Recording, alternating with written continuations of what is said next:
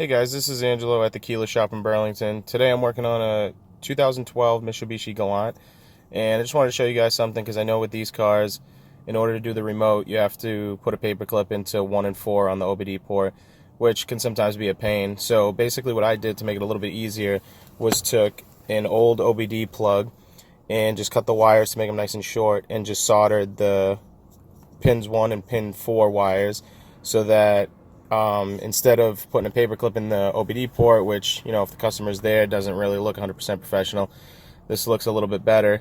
So basically all I was going to do is key in the ignition and then just take the adapter and plug it into the OBD port.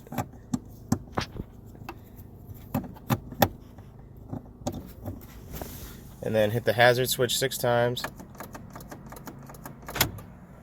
You'll hear the door cycle, and then you can hit either lock or unlock 3 times on the remotes. And just do that for every additional remote.